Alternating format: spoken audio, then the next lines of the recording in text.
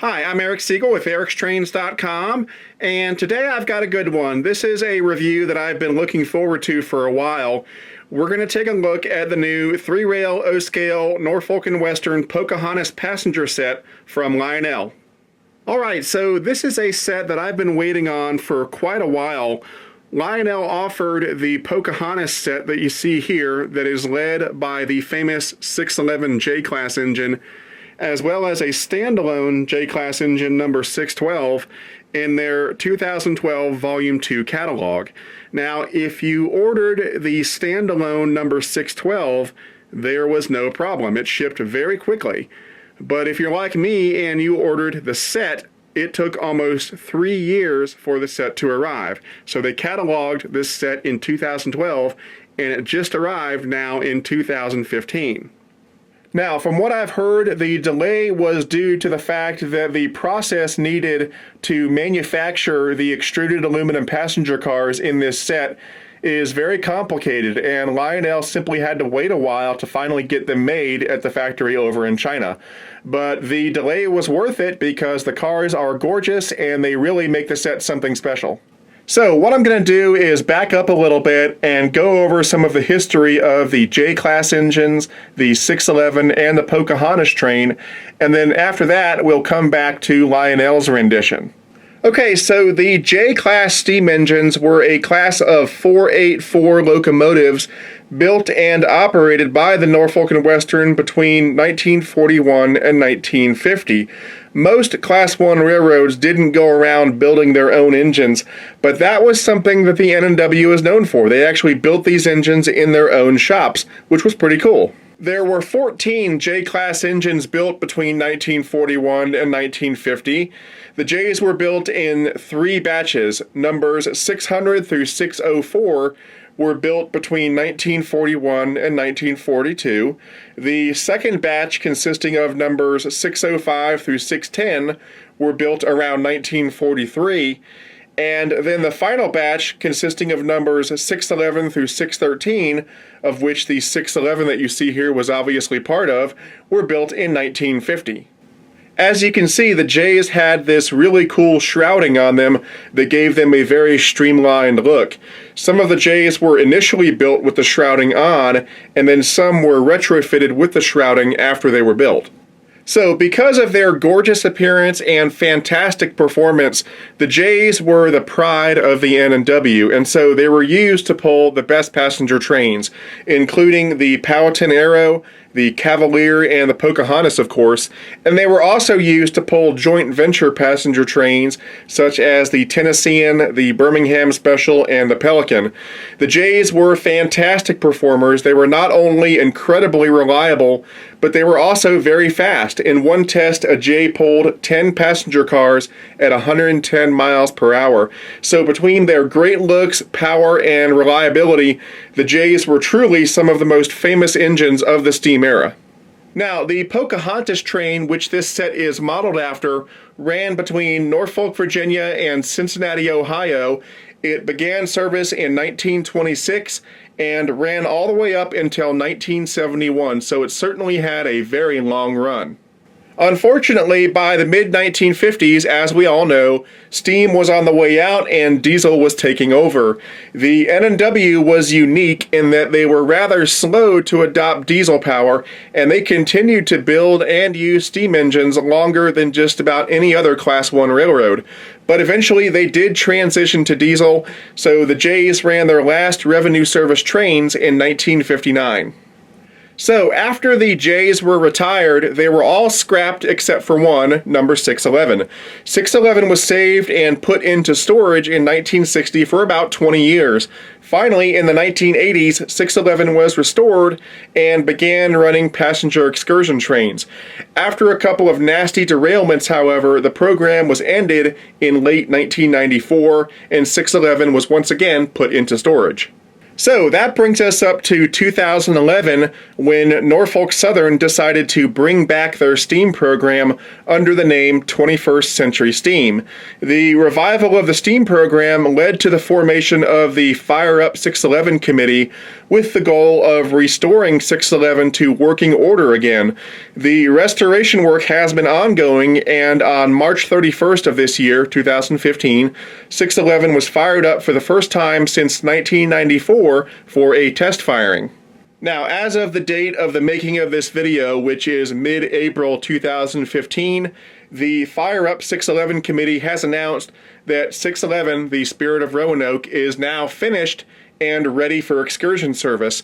So they are going to be having a homecoming celebration on May 30th of this year, where the 611 will be returning from the Spencer shops where it was restored to its home at the Virginia Museum of Transportation under its own power. And then I believe the first excursion trip is scheduled for June 6th. Now, for people who have donated money to the Fire Up 611 Committee, tickets for excursion trips go on sale April 27th, so it is really an exciting time for fans of the 611. Now, as for myself, I am planning on making a donation to the Fire Up 611 Committee in the very near future because I support the project, and I'd also like to get a crack at some tickets for an excursion train. That would be a ton of fun. If you would like more information on the restoration of the 611, the upcoming excursion trains, or how you can contribute, check out the Fire Up 611 website at www.fireup611.org. Okay, so that takes care of the history lesson. Now let's focus on Lionel's rendition of the Pocahontas. So, the Pocahontas set that Lionel put out consists of the 611 J-Class engine that you see here, and then it's also got 4 18-inch aluminum passenger cars. Let's go over some stats and facts on this set. The length of the engine and the tender is right at 28 inches. The overall length of the set is 8 feet 11 inches. The combined weight of the engine and the tender is 13 pounds 10 ounces. And each of the 4 aluminum passenger cars weighs about 2 pounds 13 ounces.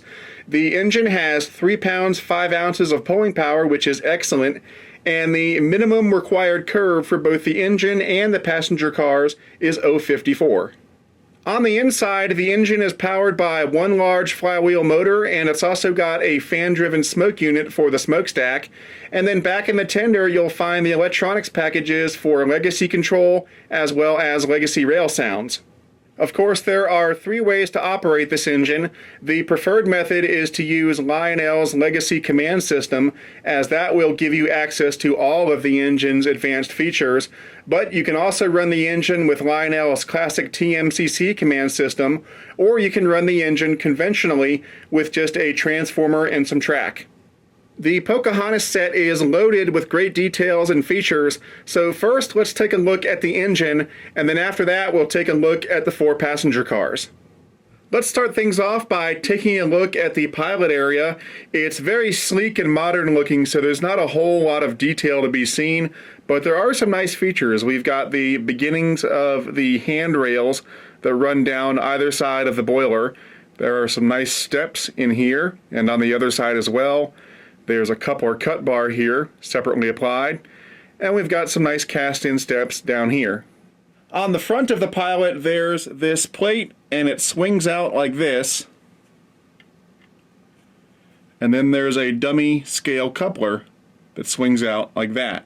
Now, in the event you want to double head the engine, you can swap out the dummy scale coupler with this dummy O-gauge coupler that's also packaged with the engine when you buy it. Here we have one of the 2 sets of cylinders on this engine, and there's a legible J-Class plate right here. And then we've got all the drive wheels and the gear associated with them, and all of this stuff looks fantastic when the engine is in motion. Here's a look at the area under the cab. Again, there's not a whole lot to see here because the streamlined shrouding covers most of it, but we've got some add-on piping here, and then a very nicely detailed trailing truck down here. One of my favorite features of the J's is this torpedo-like nose. It looks great. There's a separately applied grab iron down here, a very detailed operational headlight in the middle, and then we've got lighted number boards on either side of the headlight. We've got operational marker lights up here, and then this nice decorational section right here. Here's a closer look at one of the marker lights. I think these things look fantastic. They remind me of the hood ornament from a 1940s Buick Roadmaster. They look awesome. Here's another shot of one of the two handrails going down either side of the boiler. And then down here we've got a legible builder's plate, and of course there's one on the other side as well. As we continue down the side of the boiler, there are some nice cast-in details here, and then we've got a separately applied throttle assembly here. As we approach the cab, you can see the throttle assembly go straight into the cab right here. Then we've got the end of the handrail. There are some nice cast-in details around here. The steps on the side are deeply recessed. They look great. All of the cab windows have clear plastic inserts in them. The side windows open up like that. And then above the side windows are separately applied grab irons. On the inside of the cab, there are two hand-painted crew figures. The back head is very detailed with a number of hand-painted valves and gauges. There's a red glow in the firebox when the engine is in operation, and the interior of the cab is illuminated, but that light does turn off when the engine starts moving. Here's a quick look down the other side of the engine, and as you can see, it looks great. Here we are on the top of the engine. Now again, because of the shrouding, most of the details are going to be cast in, but there are a few separately applied details here and there. Now in front we've got the smokestack, and there is a fan-driven smoke unit down in there. And as always, to load smoke fluid into the smoke unit, you simply pour the smoke fluid directly down the stack. Moving back past the whistle, you can see some more cast-in details all around here, and then we've got some separately applied hand-painted pop-off valves. As we continue back, we've got some nice deep detailing right here, and then a hand-painted whistle back here. Unfortunately, this engine does not have the whistle steam smoke effect because it just so happened to be made in those 2 or 3 years where Lionel had decided to stop doing the whistle steam smoke effect. It's still a great engine, but man, it would have been awesome to have a smoking whistle on this thing. As we get toward the back of the engine, there are 2 roof vents on top of the cab, and they open up like that.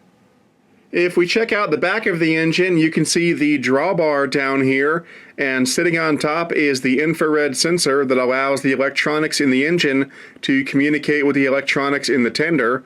We've got a couple more separately applied metal grab irons back here, 2 more windows, and then you can see a little bit of the very detailed cab interior. It looks great.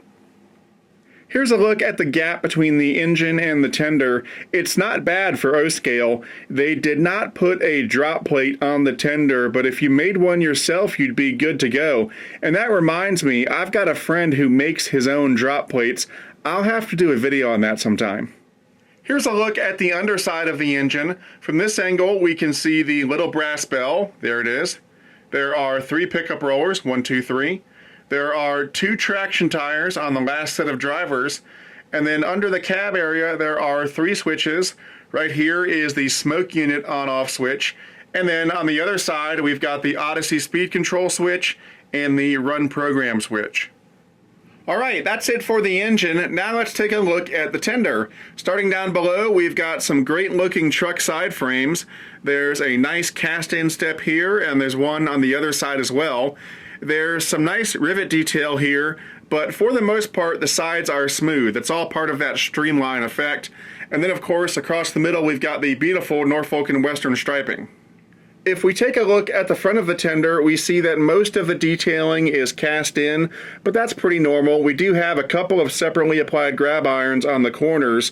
And then down here we've got the drawbar, and here is the second infrared detector that allows the electronics in the tender to communicate with the electronics in the engine.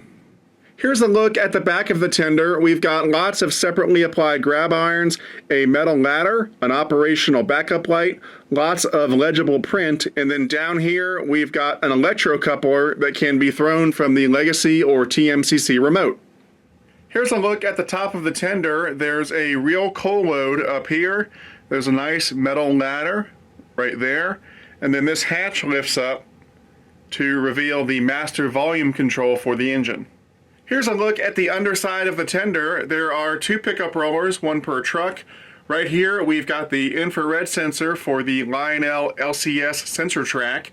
We've got a good bit of add-on detail underneath here, and then the 2 speakers for the sound system are right here. Alright, that takes care of the engine and the tender. Now we're going to take a look at the 4 aluminum passenger cars that come with this set. Now, if you've been following my videos for a while and you happen to see the review video that I did a few years ago for Lionel's Milwaukee Road aluminum passenger cars, these are pretty much the same. The road name is different, the paint scheme is different, and there are a few subtle variations here and there, but they're essentially the same. So if you liked those, you're going to like these. So what I'm going to do is go over the general characteristics that all 4 cars share, and then we'll take a quick look at each individual car. So as I've already said, each of the 4 cars in this set is 18 inches long, and the cars are made from extruded aluminum. And that aluminum gives these cars a nice weight. As I said before, they each weigh right around 2 pounds, 13 ounces, give or take an ounce. And that weight makes the cars feel more real. And I've talked about this before. Those of you who have been in the hobby for a while know exactly what I'm talking about. The heavier a model is, the more real it feels. Doesn't make sense, but that's the way it is. All of these cars feature die-cast metal sprung trucks and couplers. All of the couplers are operating couplers, except the coupler on the end of the observation car, which is a dummy scale coupler. There are lots of separately applied metal grab irons and ladders all over these cars. They did a great job with that. And on the ends of each car, except the end of the observation car, of course, there are these nicely done diaphragms. There's a hard plastic piece here on the end, and then a soft rubber piece in the middle. There are lots of doors on these cars. Some of them open, some of them don't. The doors on the ends of the cars open. The sliding doors, like you see here on the Combine car, open, but the doors on the sides of the cars, like these, do not open. Here's a look at one of the doors on the ends of the car. You can see there's a clear plastic insert in the door, a separately applied metal grab iron below that, and then the doors open up like that. Here's a close-up of one of the side doors. Again, they don't open, but they are very nicely done. There's lots of separately applied details, including grab irons and a door latch, and the windows look great too. Here's a close-up of the roof on one of the cars. You can see it's a nice smooth black surface, and then they've got some add-on details here and there. The underside of each one of these cars is very nicely detailed, and you'll see it when we flip one of these cars over in a few minutes. Now let's talk about what's on the inside of these cars. I've dimmed the room lights a bit to better show you what's on the inside of these cars, and as you can see, the interiors of the cars are illuminated, and it's a nice soft white light, so it looks really good. The light comes from incandescent bulbs, so at some point in the future I will probably swap them out for LEDs to save on amperage, but that's a video for another time. And I'm really happy to hear that Lionel is going to start putting LEDs in all of their future passenger cars. That is a big improvement. As you can see, the interior is very nicely detailed. There are hand-painted passenger figures.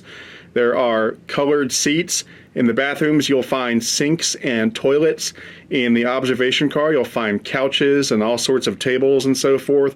So they did a really good job on the inside of these cars. And like I said before, they really remind me of those Milwaukee Road aluminum passenger cars that Lionel put out a couple years ago. And here's a look at the underside of one of the cars. There are 2 pickup rollers on each car, 1 per truck. And then you can see there's a good bit of detailing here in the middle. It looks very nice. And then right here, there's an on-off switch for the lights inside the car. Okay, so now we're going to take a look at each of the 4 cars in the set. You've already been looking at the Combine car this whole time, and pretty much the only thing I haven't shown you is the sliding door, and those open up like that. So up next, we've got the first of 2 coach cars in the set. This is number 537. It's very similar to the Combine car, except instead of the sliding door, it's got a door here on the side that, of course, doesn't open, as I mentioned before. There are 2 bathrooms in the car, 1 at either end. And as you can see from the limited camera angle I can get, the bathrooms are very nicely done with sinks and toilets and so forth. Here's the second coach car. It's identical to the first one, except it's a different road number, 532. And I've turned it around so you can see the other side of the car, because the window configuration on this side is slightly different than on the other side. Finally, we come to the observation car, number 582. Now, this is the boring angle, so let's turn the car around and get a look at the observation end. There's the angle that I wanted. On the end of the car here, we've got several separately applied metal grab irons.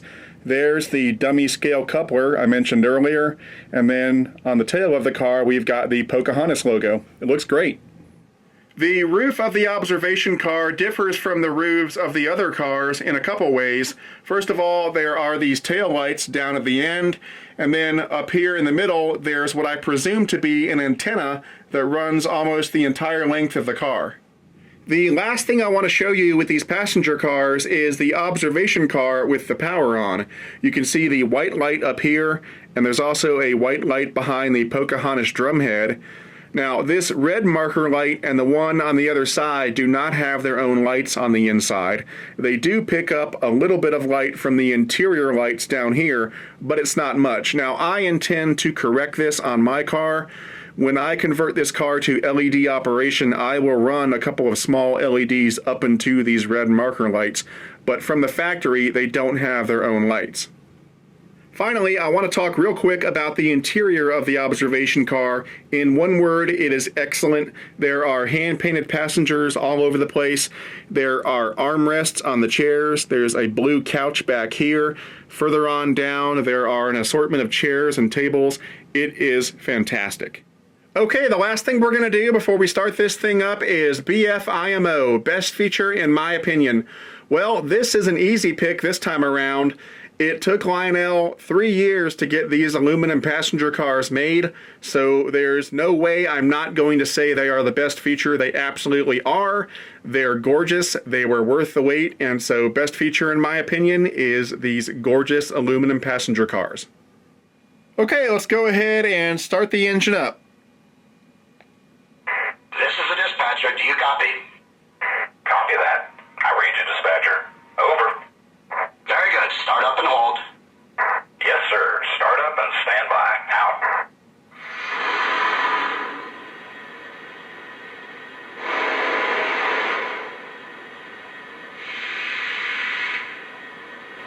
Okay, first up, let's hear the whistle.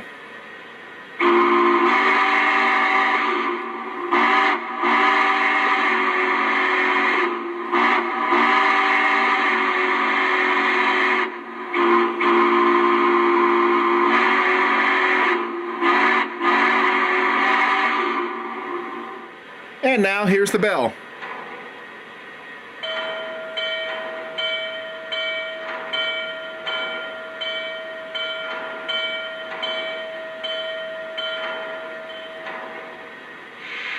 Here's the cylinder steam sound.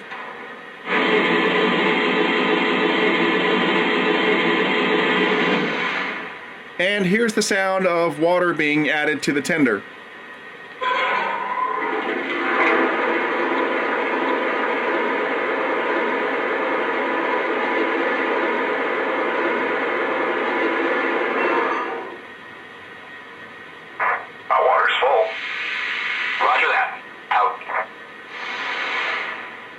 And now let's hear the crew talk sounds, and as always, if you don't like crew talk sounds, that's okay, you don't have to use them.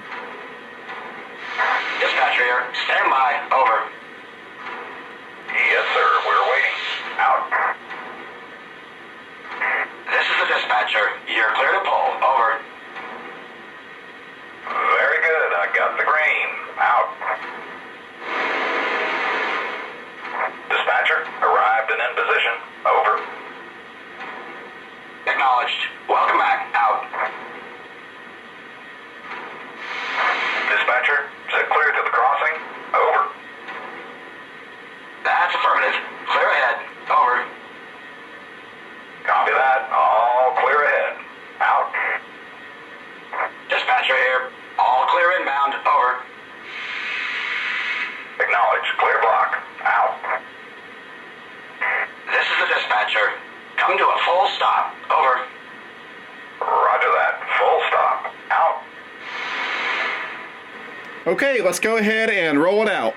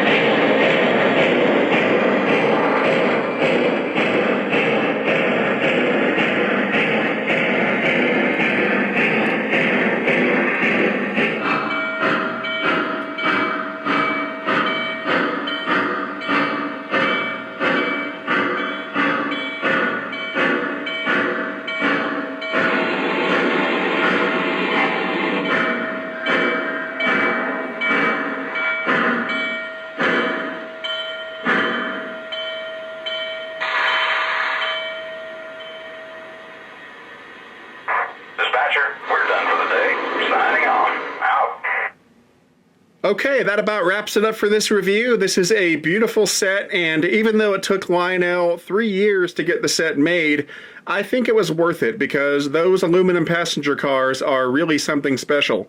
Now, if you're interested in buying this set, the retail price is right under $2,000. It's $1,949.99. Although if you go through a good Lionel dealer, you should be able to get a little bit of a discount off that retail price. And as always, if you're looking for a good Lionel dealer, try my favorite train store, which is Legacy Station.